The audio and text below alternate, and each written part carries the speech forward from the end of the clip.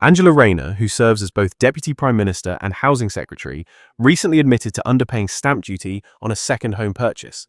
But the story gets more complicated when we look at how she financed this property. According to reports that emerged yesterday, Rayner used £160,000 from a trust that was set up to care for her disabled son to help purchase an £800,000 seafront flat in Hove. Let me walk you through the financial arrangements here. In January 2025, Rayner sold a 25% share of her family home in Ashton-under-Lyne to this trust for £162,500. She then used this money as a deposit on the Hove property in May. The flat now has a £650,000 mortgage. Now, the trust itself has an important backstory. Rayner's son was born prematurely in 2008, and there were complications during his birth and subsequent care. After what sources describe as an 11-year legal battle with the NHS, her family received compensation.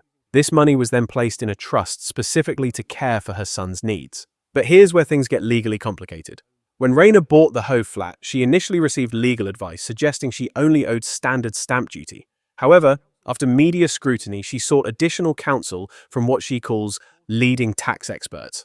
The second opinion revealed that because of the trust arrangement, she should have paid the higher rate of stamp duty, potentially saving around £40,000 initially. Tax experts are saying that the Hove property couldn't be treated as her only residence because of how the trust was structured. The political implications here are significant. Conservative Party leader Kemi Badenoch has called for Rayner to be sacked, particularly given that the government may be considering property tax rises in the upcoming autumn budget. There are accusations of hypocrisy. Here's someone who's the housing secretary dealing with housing policy while potentially underpaying taxes on property purchases. Prime Minister Keir Starmer has defended Rayner, stating that she's gone over and above in explaining her circumstances and even asked a court to lift a confidentiality order related to her son's situation. As of now, Rayner says she's referred herself to the Ministerial Standards Advisor, contacted HMRC to pay any additional taxes owed, denied any attempt to deliberately dodge tax payments. She maintains this was based on incorrect initial legal advice, not intentional tax avoidance. The Conservative Party has also requested an investigation into whether Rayner has breached ministerial standards. This story raises several important questions. First, is it appropriate to use funds from a disability trust in this way?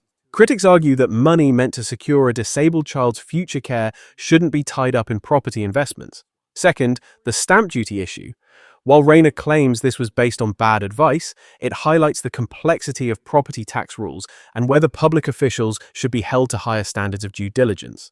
And finally, the political timing. With potential property tax changes coming in the budget, this creates awkward optics for the government. What do you think? Let me know in the comments below. Should ministers face consequences for tax errors, even if unintentional?